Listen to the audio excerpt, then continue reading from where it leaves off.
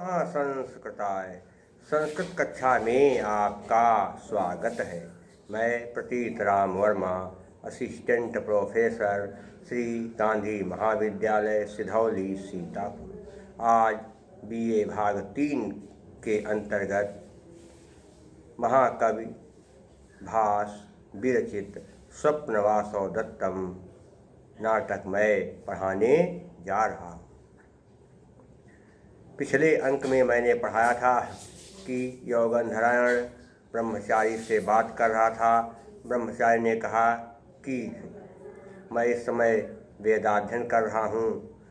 मैं लावाड़क ग्राम की तरफ गया था, वहाँ पर मुझे पता चला है कि लावाड़क ग्राम में महाराज उदयन की महारानी वासवदत्ता जलकर मर गई हैं और वासवदत्ता को बचाने के चक्कर में महाराज उदयन के मंत्री योगेंद्रनारायण भी अग्नि में कूद गए, अग्नि के घेरे में कूद गए, तो उनकी भी जल करके मृत्यु हो गई। इसलिए महाराज उदयन को जब पता चला कि मेरी महारानी मर गई हैं तो वे बहुत दुखी हैं, रात दिन रोते रहते हैं, बेहोश हो जाते हैं, न कुछ खाते हैं न पीते हैं। ऐसी स्थिति में महाराज उदयन की देखभाल रुमणवान नाम का मंत्री कर रहा है। रुमणवान मंत्री महाराज का बहुत ही विश्वास पात्र है। वो महाराज की लगातार देखभाल कर रहा है, उनका जो है पूरा ख्याल कर रहा है। ब्रह्मचारी योगेंद्रनारायण से कहने लगा कि हे तपस्वी, योगेंद्रनारायण क्या कर रहा है? अनाहारे तुल्यः सतत रुदित क्षाम वदनः शरीरे संस्कारं नृपते सं दुःखं परिवहन् दिवा वा रात्रौ वा परिचरते यतनैर्नरपतिं नृपः प्राणान् सद्य त्यजति यदि तस्यापि परयः परमः। अनाहारे भोजन न करने से तुल्य कहते समान, सतत मैंने कहते लगातार, रुदित क्षाम, रुदित मैंने रोते रहने से, क्षाम वदन में क्षाम दुर्बल हो गया है, वदन मैंने कहते मुख। भोजन न करने से राजा के समान ही रुमणवान भूखा रहता है। राजा भोजन नहीं करते हैं तो रुमणवान भी नहीं भोजन करता है। और ऐसी स्थिति में लगातार रोते रहने से महाराज का मुख दुर्बल हो गया है। शरीरे संस्कारम, शरीर की जो है संस्कार सफाई, शरीर का जो सफाई स्वच्छता, नृपति मैं राजा के सम दुखम, दुख में समान परिवहन क्या है कि धारण करना। राजा बहुत दुखी है, इसलिए राजा के दुख में वो बराबर साथ देता है। सफाई भी राजा अच्छी ढंग से नहीं कर पाते हैं तो राजा की सफाई भी वही करता है। कौन? रुमणवान। दिवा वा रात्र, चाहे दिन हो चाहे रात हो, परिचरक सेवा करता है यतनय उपायों से नरपति ही, राजा की। यत्न नहीं, यतनय है धन नरपति, सच सूर्य के नियम से क्या दूसरा का रावण गया। दिन हो चाहे रात, रुमणवान राजा की दिन रात अनेक प्रकार के उपायों से सेवा करता रहता है। नृपः प्राणान, अगर राजा प्राणों को सद्य तुरंत त्यागता है, यदि तस्य मने उसके अपने भी उपरम माने कहता है मृत्यु, निश्चित माने मृत्यु। अगर राजा के प्राण चले जाएं तो राजा के प्राण जाने से पहले ही रुमणवान अपने प्राणों को त्याग देगा, इतनी सेवा कर रहा है। ब्रह्मचारी ने कहा कि हे तपस्वी, राजा भोजन नहीं करते हैं, इसलिए राजा का मुखमंडल दुर्बल पड़ गया है, उनके गाल पिचक गए हैं। राजा के भोजन न करने से रुमणवान भी भोजन नहीं कर रहा है और राजा की सफाई कर रहा है, वही स्वच्छता, राजा को स्वच्छ कर रहा है, साफ कर रहा है। राजा के दुख में वो बराबर का साथ दे रहा है। दिन हो चाहे रात, वो अनेक उपायों से राजा की सेवा करता रहता है। अगर राजा के दुख में प्राण चले जाएं, निकल जाएं, तो राजा के प्राण निकलने से पहले ही रुमणवान के प्राण निकल जाएंगे, रुमणवान पहले मर जाएगा, ये कहा। देखिए क्या है? सद्य, एक बताया था यत्न सद्यस्त्र सद्य त्यजति, सद्य विसर्ग के बाद ता है, इसलिए विसर्ग नियत के नियम से विसर्ग का सा बनेगा, मतलब सद्यस्त्र। क्या कहते अप्युपरमा में अप्य धन उपरमा बन गया, अप्युपरमा इको रस्सी इकाइया बन गया। अब इसमें क्या चीज़ क्या देखेंगे, जो अन्य बातें हैं। समास में कहाँ पर क्या होगा? नरपति में क्या बनेगा? नराणाम पति बन जाएगा, नरपति।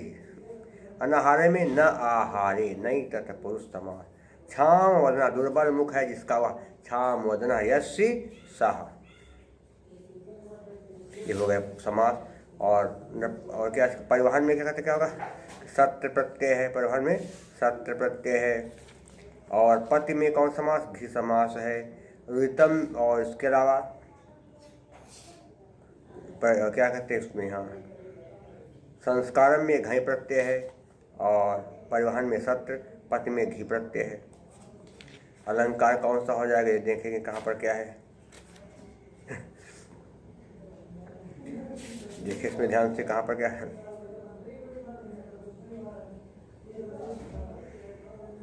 राजा के पहले, अगर राजा मरे उससे पहले रुमणवान अपने प्राण त्याग देगा। क्यों प्राण त्याग देगा? क्योंकि उनके दुख में वो बराबर का हिस्सेदार बन रहा है, इसलिए क्या है? काव्यलिंग। हेतुर्वाक्य पदार्थत्वे काव्यलिंगम निगद्यते।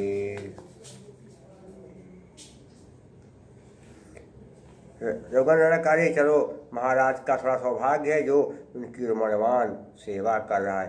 अरे क्या बताया जाए, सब लोग आराम से रहते हैं, लेकिन मंत्रियों को कभी आराम नहीं मिलता है। वाहुता कहती है, अरे महाराज स्वस्थ हो, मैं भी कामना करती हूँ। रोगनारायण कहता है कि रुमणवान ने इतने भारी काम को अपने ऊपर ले रखा है, इसलिए कोई चिंता की बात नहीं है। मंत्रियों का कार्य जो है हमेशा चलता रहता है, वो कभी आराम नहीं कर पाते। योगनारायण कहता है कि हे देवी, कि सविश्रमो ह्यं भार प्रसक्तस्तस्य तु श्रमः तस्मिन् सर्वमधीनं हि यत्राधीनो नराधिपः। सा विश्रमो कहते हैं कि विश्राम से युक्त है। हेम ने कहते ही धन अयम, सा विश्रमो नहीं, सा विश्रम बनेगा। सा विश्रम धन है, विस्मा में आ है, अपर विसर्ग, उसके बाद हा, इसलिए भाष्या के नियम से क्या हुआ? विसर्ग कऊ बन गया, आदगुणा से ऊ कऊ बन गया विश्रमो। ही धन अयम बन गया, हेम इको रस ई का या बन गया, हा में ई की मात्रा लगी थी, हा हो गया आधा। हे अयम मन या भार मन भार, ये मेरा भार तो विश्राम से युक्त है, मैं तो आराम कर रहा हूँ। ये मेरा भार तो विश्राम से युक्त है। प्रसक्त मैंने लगातार, प्रसक्त से नहीं, प्रसक्त धन तस्य, विसर्ग नियत के नियम से विसर्ग का सा बना। तस्मय उसका तुम्हें तो श्रम मैंने मेहनत से। मेरा ये काम तो बड़ा ही आरामदायक है, लेकिन उसका काम लगातार मेहनत वाला है। तस्मिन् सर्वम अधीनम, उसके ऊपर सब कुछ निर्भर करता है ही मैं, क्योंकि यत्न यहाँ है या जिस पर अधीन रहता है, निर्भर रहता है, क्या? नराधिप राजा। ये मेरा भार तो आरामदायक है, कुछ कम है, लेकिन उसका निर्मणवान का भार मेहनत वाला है, क्योंकि राजा जिसके संरक्षण में होता है उसी के ऊपर सब कुछ निर्भर होता है। राजा जिसके संरक्षण में होता है उसी के ऊपर सब कुछ निर्भर करता है। ये हो गया यत्राधीनो, यत्र धन यत्र धन क्या होगा? यत्र धन अधीनो बन गया, यत्राधीनो। अकह सवर्ण दीर्घा हो जाएगी। अब समास कहाँ का देखेंगे, क्या कहते क्या है? नराधिपा में नाराणाम अधिपा षष्ठी तत्पुरुष समास हो गया।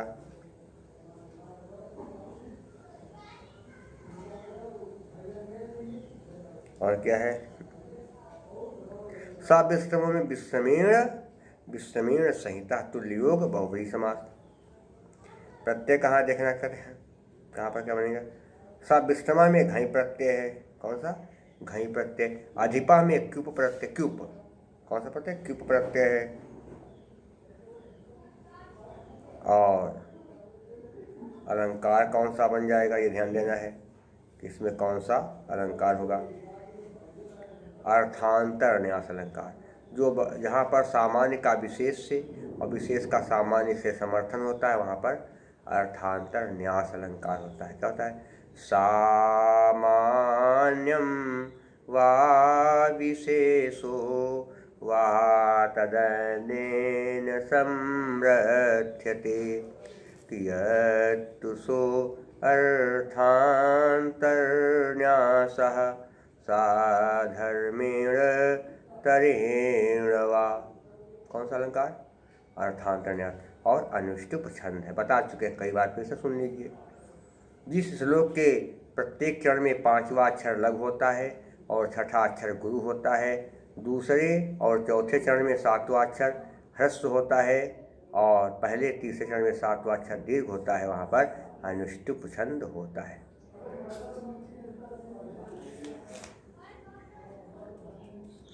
इसके बाद ब्रह्मचारी भी था, पद्मावती भी थी, सब लोग जो है सोचने कि महाराज जल्दी से ठीक हो जाए, कोई समस्या न हो, वो जल्दी ठीक हो जाए। और इसके बाद सब लोग बातचीत करने लगे। इसके बाद सब लोग वहाँ से चल पड़े। और इसके बाद जो है कंचुकी ने सबसे कहा कि सब लोग चल रहे हैं, चलिए शाम हो गई है, अब देखिए, अब सब लोग आराम करिए, अब समय बड़ा बलवान है, जो होगा सो देखा जाएगा। फिर कंचुकी ने कहा कि हे देवियों, आप लोग भी चलें, क्योंकि अब शाम हो गई। क्यों? खगावासोपेताः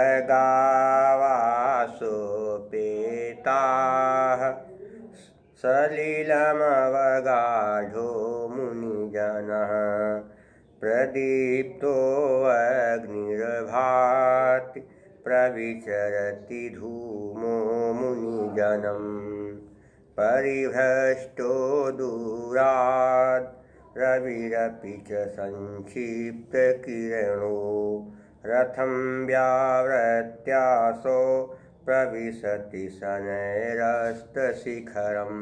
क्या हुआ? खगावासो, खगा कहते पक्षी, वासो माने कहते हैं घोंसले में, उपेता चले गए, पक्षी अपने घोंसलों में चले गए हैं।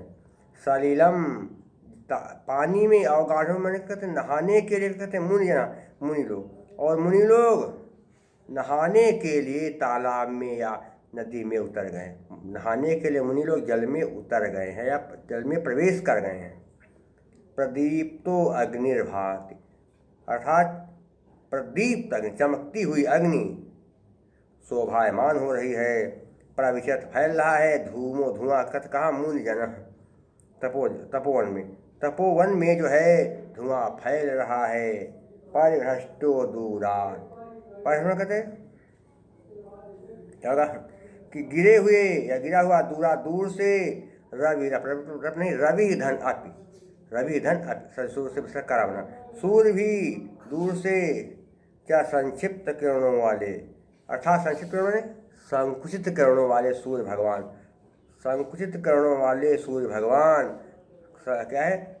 आकाश से गिरा हुआ संकुचित किरणों वाला ये सूर्य भी रथम व्यावृत्य, रथ को लौटा करके समझ वह प्रविशत प्रवेश कर रहा है। शनैरस्त, धीरे धीरे, अस्त शिखरम, अस्ताचल की ओर।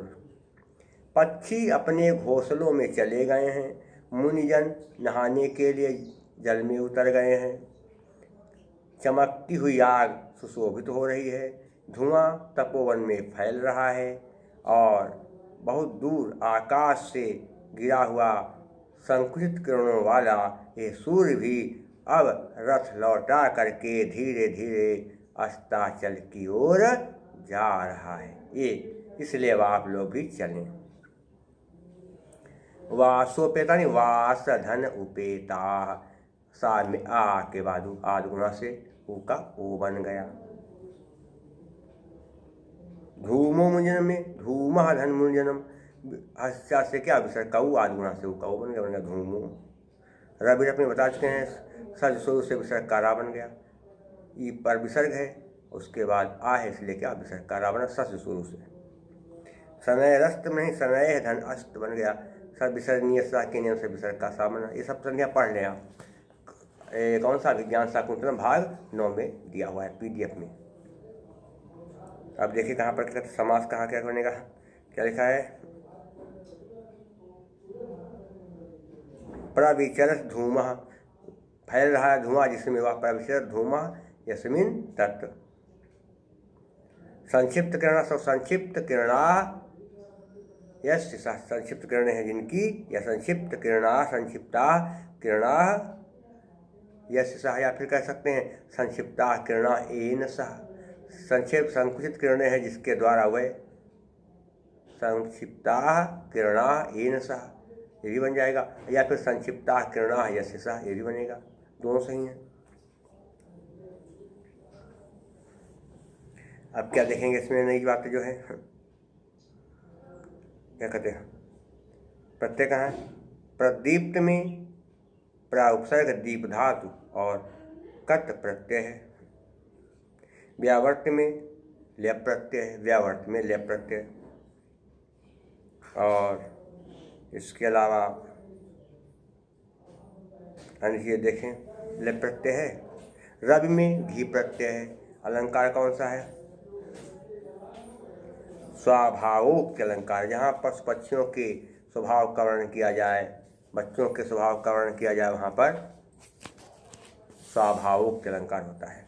स्वाभावोक्तिस्तु, स्वाभावोक्तिस्तु डिम्भादे स्वक्रियारूपवर्णनम, और शिखरणी छंद, और क्या करनी, क्या कहते हैं, क्या नाम है, और यहाँ पर जो है क्या है, शिखरणी छंद है। कैसे, रसैः रुद्रैः छिन्ना यमन सभरागः शिखरिणी, शिखरणी छंद है।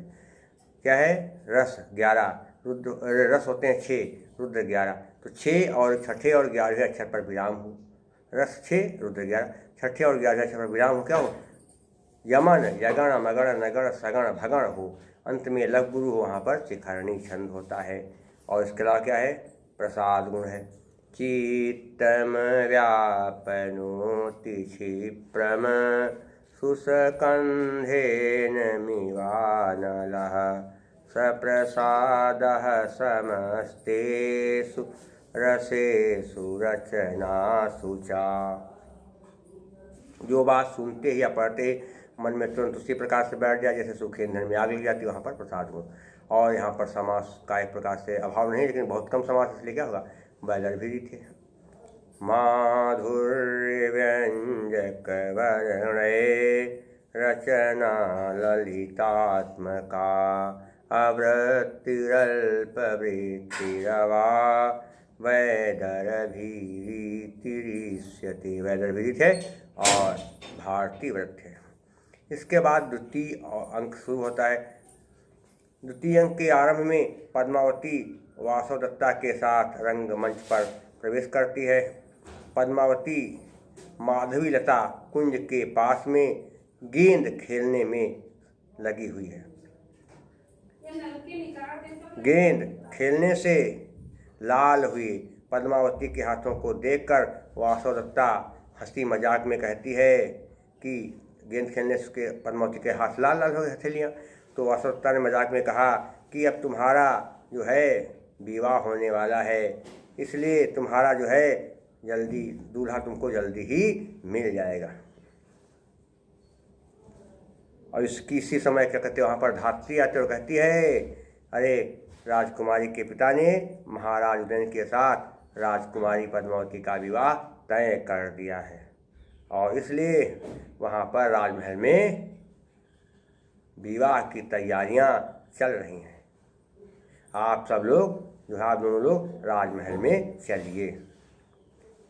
ये सुन करके वासवदत्ता का हृदय जो है चिंतित हो जाता कि अरे अब मैं तो राजा से दूर हूँ और अब तो मेरी ये सौत बन जाएगी पद्मावती, लेकिन चिंता में हो जाती, कहती जो होगा सो देखा जाएगा। और फिर दोनों चलते हैं, पर दूसरा अंक समाप्त होता है। तो एक भी श्लोक दूसरे अंक में नहीं है। अगले अंक में मैं तीसरा अंक पढ़ाऊंगा, वहाँ भी श्लोक नहीं है। चौथे अंक से श्लोक की शुरुआत होगी। तब तक के लिए नमः संस्कृताय। नमः संस्कृताय। संस्कृत कक्षा में आपका स्वागत है। मैं प्रतीत राम वर्मा, असिस्टेंट प्रोफेसर, श्री गांधी महाविद्यालय सिधौली सीतापुर। आज BA भाग 3 के अंतर्गत महाकवि भास विरचित स्वप्नवासव दत्तम नाटक मैं पढ़ाने जा रहा हूँ। पिछले अंक में मैंने पढ़ाया था कि योगंधरायण ब्रह्मचारी से बात कर रहा था। ब्रह्मचारी ने कहा कि मैं इस समय वेदाध्ययन कर रहा हूँ। मैं लावाड़क ग्राम की तरफ गया था, वहाँ पर मुझे पता चला है कि लावाड़क ग्राम में महाराज उदयन की महारानी वासवदत्ता जलकर मर गई और वासवदत्ता को बचाने के चक्कर में महाराज उदयन के मंत्री योगंधरायण भी अग्नि में कूद गए, अग्नि के घेरे में कूद गए, तो उनकी भी जल करके मृत्यु हो गई। इसलिए महाराज उदयन को जब पता चला कि मेरी महारानी मर गई हैं, तो वे बहुत दुखी हैं, रात दिन रोते रहते हैं, बेहोश हो जाते हैं, न कुछ खाते हैं न पीते हैं। ऐसी स्थिति में महाराज उदयन की देखभाल रुमणवान नाम का मंत्री कर रहा है। रुमणवान मंत्री महाराज का बहुत ही विश्वास पात्र है। वो महाराज की लगातार देखभाल कर रहा है, उनका जो है पूरा ख्याल कर रहा है। ब्रह्मचारी योगंधरायण से कहने लगा कि हे तपस्वी। योगंधरायण क्या कर रहा है? अनाहारे तुल्यः सतत रुदित क्षाम वदनः शरीरे संस्कारं नृपते सं दुःखं परिवहन् दिवा वा रात्रौ वा परिचरते यतनैर्नरपतिं नृपः प्राणान् सद्यस्त्यजति यदि तस्यापि परयः परमः। अनाहारे भोजन न करने से तुल्य का समान, सतत मैंने कहते लगातार, रुदित क्षाम, रुदित माने रोते रहने से, क्षाम वदन में, क्षाम दुर्बल हो गया है, वदन माने कहते मुख। भोजन न करने से राजा के समान ही रुमणवान भूखा रहता है। राजा भोजन नहीं करते हैं तो रुमणवान भी नहीं भोजन करता है। और ऐसी स्थिति में लगातार रोते रहने से महाराज का मुख दुर्बल पड़ गया है, दुर्बल हो गया है। शरीरे संस्कारम, शरीर की जो है संस्कार सफाई, शरीर का जो सफाई स्वच्छता, नृपति मैं राजा के सम दुखम, दुख में समान परिवहन क्या है कि धारण करता। राजा बहुत दुखी है, इसलिए राजा के दुख में वो बराबर साथ देता है। सफाई भी राजा अच्छी ढंग से नहीं कर पाते हैं तो राजा की सफाई भी वही करता है। कौन? रुमणवान। दिवा वा रात्रव, चाहे दिन हो चाहे रात हो, परिचरत सेवा करता है यतनय उपायों से नरपति ही, राजा की। यतन नहीं, यतनय है धन नरपति। सच सूर्य के नियम से क्या विसर्ग का बन गया। दिन हो चाहे रात, रुमणवान राजा की दिन रात अनेक प्रकार के उपायों से सेवा करता रहता है। नृपः प्राणान, अगर राजा प्राणों को सद्य तुरंत त्यागता है, यदि तस्य मने उसके अपने भी उपरम माने कहता है मृत्यु, निश्चित माने मृत्यु। अगर राजा के प्राण चले जाएं तो राजा के प्राण जाने से पहले ही रुमणवान अपने प्राणों को त्याग देगा, इतनी सेवा कर रहा है। ब्रह्मचारी ने कहा कि हे तपस्वी, राजा भोजन नहीं करते हैं, इसलिए राजा का मुखमंडल दुर्बल पड़ गया है, उनके गाल पिचक गए हैं। राजा के भोजन न करने से रुमणवान भी भोजन नहीं कर रहा है और राजा की सफाई कर रहा है, वही स्वच्छता, राजा को स्वच्छ कर रहा है, साफ कर रहा है। राजा के दुख में वो बराबर का साथ दे रहा है। दिन हो चाहे रात, वो अनेक उपायों से राजा की सेवा करता रहता है। अगर राजा के दुख में प्राण चले जाएं, निकल जाएं, तो राजा के प्राण निकलने से पहले ही रुमणवान के प्राण निकल जाएंगे, रुमणवान पहले मर जाएगा। ये कहा। देखिए क्या है, सद्य एक बताया था इतने सद्य सद्य त्यजति, सद्य विसर्ग के बाद ता, इसलिए विसर्ग नियत के नियम से विसर्ग का सा बनेगा, मतलब सद्य से क्या कहते अप्युपरमा में अप्य धन उपरमा बन गया, अप्युपरमा इको रस्सी इकाइया बन गया। अब इसमें क्या देखेंगे, जो अन्य बातें हैं। समास में कहाँ पर क्या होगा, नरपति में क्या बनेगा, नराणाम पति बन जाएगा, नरपति। अनाहारे में न आहारे, नहीं तथा पुरुष समास। छाम वदना दुर्बल मुख है जिसका, वह छाम वदना यस्य सह, ये हो गया समास। और क्या परिवहन में क्या कहते, क्या होगा, सत्र प्रत्यय है, परिवहन में सत्र प्रत्यय है। और पति में कौन समास, घी समास है, रुतम। और इसके अलावा क्या कहते हैं उसमें, हाँ संस्कारम में घई प्रत्यय है, और परिवहन में सत्र, पति में घी प्रत्यय है। अलंकार कौन सा हो जाएगा, देखेंगे कहाँ पर क्या है। देखिए इसमें ध्यान से कहाँ पर क्या है।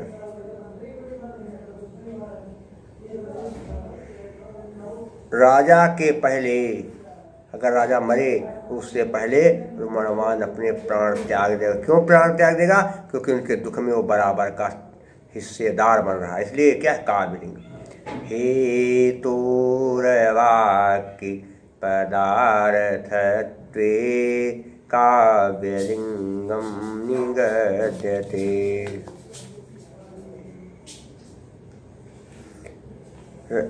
कार्य, चलो महाराज का थोड़ा सौभाग्य है जो उनकी रुमणवान सेवा कर रहा है। अरे क्या बताया जाए, सब लोग आराम से रहते हैं, लेकिन मंत्रियों को कभी आराम नहीं मिलता है। वासुदेवता कहती है, अरे महाराज स्वस्थ हो, मैं भी कामना करती हूँ। योगनारायण कहता है कि रुमणवान ने इतने भारी काम को अपने ऊपर ले रखा है, इसलिए कोई चिंता की बात नहीं है। मंत्रियों का कार्य जो है हमेशा चलता रहता है, वो कभी आराम नहीं कर पाते। योगनारायण कहता है कि हे देवी, कि सविश्रमो ह्यं भारः प्रसक्तस्तस्य तु श्रमः तस्मिन् सर्वमधीनं हि यत्राधीनो नराधिपः। सा विश्रमो कहते हैं कि विश्राम से युक्त, हेम नहीं कहते ही धन अयम, सा विश्रमो नहीं, सा विश्रम बनेगा, सा विश्रमा धन है। विस्मा में आ है, अपर विसर्ग, उसके बाद हा, इसलिए भाष्या के नियम से क्या हुआ, विसर्ग कऊ बन गया, आदगुणा से ऊ कऊ बन गया विश्रमो। ही धन अयम बन गया हेम, इको रस्सी ई का या बन गया, हा में ई की मात्रा लगी थी, हा हो गया आधा। हे अयम मन या भार मन भार, ये मेरा भार तो विश्राम से युक्त है, मैं तो आराम कर रहा हूँ। ये मेरा भार तो विश्राम से युक्त है। प्रसक्त माने लगातार, प्रसक्त से नहीं, प्रसक्त धन तस्य, विसर्ग नियत के नियम से विसर्ग का सा बना। तस् में उसका तुम्हें तो श्रम मैंने मेहनत से, मेरा ये काम तो बड़ा ही आरामदायक है, लेकिन उसका काम लगातार मेहनत वाला है। तस्मिन् सर्वम अधीनम, उसके ऊपर सब कुछ निर्भर करता है ही मैं, क्योंकि यहाँ या जिस पर अधीनो अधीन रहता है, निर्भर रहता है, क्या नराधिपः राजा। ये मेरा भार तो आरामदायक है, कुछ कम है, लेकिन उसका निरुमणवान का भार मेहनत वाला है, क्योंकि राजा जिसके संरक्षण में होता है उसी के ऊपर सब कुछ निर्भर होता है। राजा जिसके संरक्षण में होता है उसी के ऊपर सब कुछ निर्भर करता है। ये हो गया यत्राधीनो, यत्र धन यत्र धन क्या होगा, यत्र धन अधीनो बन गया यत्राधीनो, अकह सवर्ण दीर्घा हो जाएगी। अब समास कहाँ का देखेंगे, क्या कहते क्या है। नराधिपा में नाराणाम अधिपा षष्ठी तत्पुरुष समास हो गया।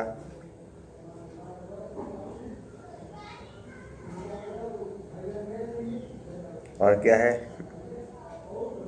सा विश्रमों में विश्रमेण, विश्रमेण संहिता तुल्य योग बहुव्रीहि समास।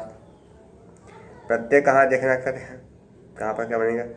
सा विश्रमा में घई प्रत्यय है, कौन सा, घई प्रत्यय। अधिपा में क्यूप प्रत्यय, क्यूप कौन सा प्रत्यय, क्यूप प्रत्यय है।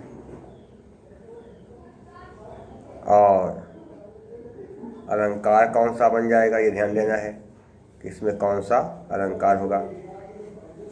अर्थांतर न्यास अलंकार, जो जहाँ पर सामान्य का विशेष से और विशेष का सामान्य से समर्थन होता है वहाँ पर अर्थांतर न्यास अलंकार होता है। क्या होता है? सामान्यम वा विशेषो वा तदनेन संरक्ष्यते कियत्तु सो अर्थान्तरन्यासः साधर्मेण तरेण वा। कौन सा अलंकार? अर्थांतरन्यास और अनुष्टुप छंद है, बता चुके हैं कई बार, फिर से सुन लीजिए। जिस श्लोक के प्रत्येक चरण में 5वां अक्षर लघु होता है और 6ठा अक्षर गुरु होता है, दूसरे और चौथे चरण में 7वां अक्षर ह्रस्व होता है और पहले तीसरे चरण में 7वां अक्षर दीर्घ होता है, वहाँ पर अनुष्टुप छंद होता है।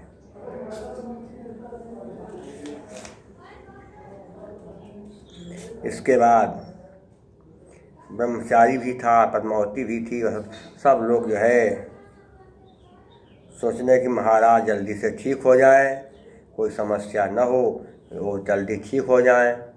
और इसके बाद सब लोग बातचीत करने लगे। इसके बाद सब लोग वहाँ से चल पड़े और इसके बाद जो है कंचुकी ने सबसे कहा कि सब लोग चल रहे हैं, चलिए शाम हो गई है, अब देखिए, अब सब लोग आराम करिए, अब समय बड़ा बलवान है, जो होगा सो देखा जाएगा। फिर कंचुकी ने कहा कि हे देवियों, आप लोग भी चलें क्योंकि अब शाम हो गई। क्यों? खगावासोपेताः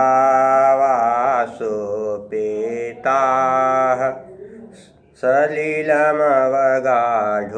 मुनिजनः प्रदीप्तो अग्निर्भाति प्रविचरति धूमो मुनिजनम् परिभ्रष्टो दूराद् रविरपि च संक्षिप्तकिरणो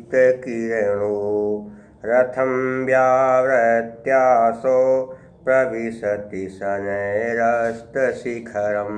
क्या हुआ? खगावासो, खगा कहते पक्षी, वासो माने कहते हैं घोंसले में, उपेता चले गए, पक्षी अपने घोंसलों में चले गए हैं। सलिलम पानी में, अवगाढ़ों में कहते नहाने के लिए, कहते मुनि लोग, और मुनि लोग नहाने के लिए तालाब में या नदी में उतर गए।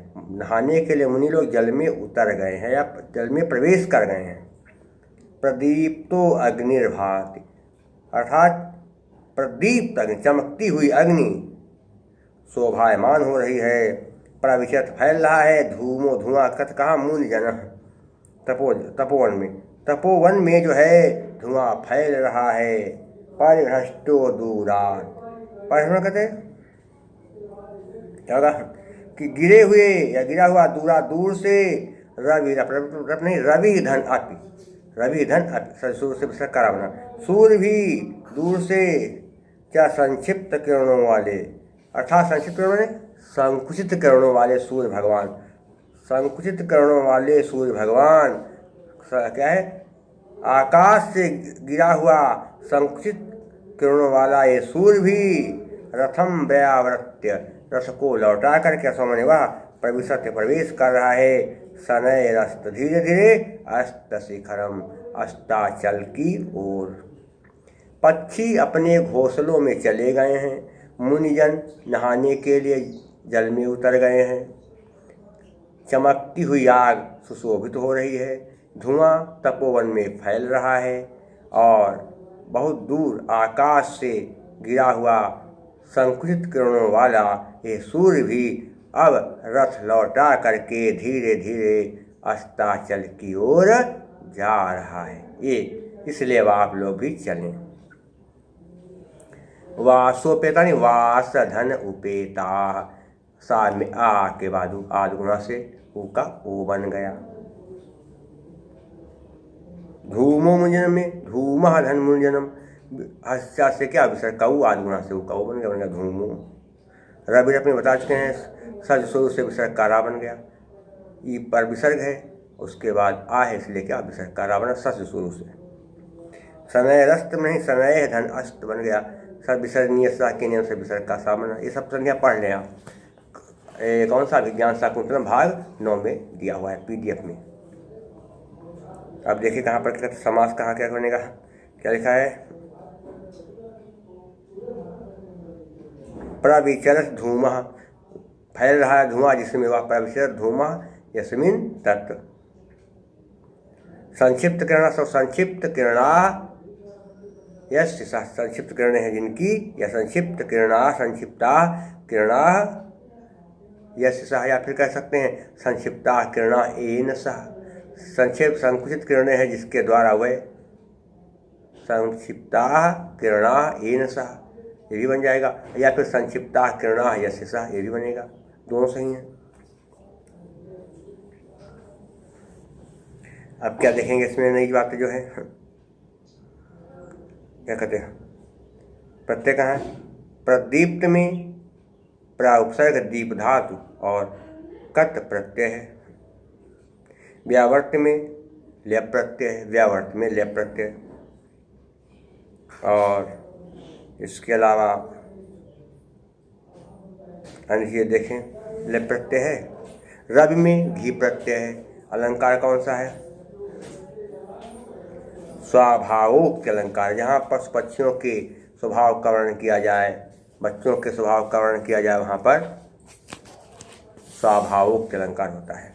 स्वाभावोक्तिस्तु, स्वाभावोक्तिस्तु डिम्भादे स्वक्रियारूपवर्णनम, और शिखरणी छंद, और क्या कहते हैं क्या नाम है, और यहाँ पर जो है क्या है, शिखरणी छंद है। कैसे, रसैः रुद्रैः छिन्ना यमन सभरागः शिखरिणी, शिखरणी छंद है। क्या है, रस 11, रुद्र, रस होते हैं 6, रुद्र 11, तो 6 और छठे और 11वें अक्षर पर विराम हो, रस 6 रुद्र 11, छठे और 11वें अक्षर पर विराम हो, क्या हो, यमन यगण मगण नगण सगण भगण हो, अंत में लघु गुरु हो, वहाँ पर शिखरणी छंद होता है। और इसके अलावा क्या है, प्रसाद गुण है, चित्तम व्यापनोति क्षिप्रम सुस्कंधेन मिवानलः सप्रसादः समस्तेषु रसेषु रचनासु चा। जो बात सुनते ही या पढ़ते मन में तुरंत उसी प्रकार से बैठ जाए जैसे सूखे ईंधन में आग लग जाती है, वहाँ पर प्रसाद गुण। और यहाँ पर समास का एक प्रकार से अभाव नहीं, लेकिन बहुत कम समास, इसलिए क्या होगा, वैदर भी थे। माधुर्य व्यंजक वर्णे रचना ललितात्मका अवृत्तिरल्प वृत्तिरवा वैदर्भीरितिरिष्यति, वैदर्भीरित है और भारती वृत्त है। इसके बाद द्वितीय अंक शुरू होता है। द्वितीय अंक के आरंभ में पद्मावती वासवदत्ता के साथ रंगमंच पर प्रवेश करती है। पद्मावती माधवी लता कुंज के पास में गेंद खेलने में लगी हुई है। गेंद खेलने से लाल हुई पद्मावती के हाथों को देखकर वासवदत्ता हंसी मजाक में कहती है कि गेंद खेलने से पद्मावती के हाथ लाल लाल हो गए, हथेलियाँ। तो वासवदत्ता ने मजाक में कहा कि अब तुम्हारा जो है विवाह होने वाला है, इसलिए तुम्हारा जो है जल्दी दूल्हा तुमको जल्दी ही मिल जाएगा। और इसी समय क्या कहते हैं, वहाँ पर धात्री आते और कहती है, अरे राजकुमारी के पिता ने महाराज उदयन के साथ राजकुमारी पद्मावती का विवाह तय कर दिया है, और इसलिए वहाँ पर राजमहल में विवाह की तैयारियाँ चल रही हैं। आप सब लोग जो है, आप दोनों लोग राजमहल में चलिए। ये सुन करके वासवदत्ता का हृदय जो है चिंतित हो जाता कि अरे अब मैं तो राजा से दूर हूँ और अब तो मेरी ये सौत बन जाएगी पद्मावती। लेकिन चिंता में हो जाती है, कहती है जो होगा सो देखा जाएगा। और फिर दोनों चलते हैं, पर दूसरा अंक समाप्त रहता है। तो एक भी श्लोक दूसरे अंक में नहीं है। अगले अंक में मैं तीसरा अंक पढ़ाऊँगा, वहाँ भी श्लोक नहीं है, चौथे अंक से श्लोक की शुरुआत होगी। तब तक के लिए नमः संस्कृताय।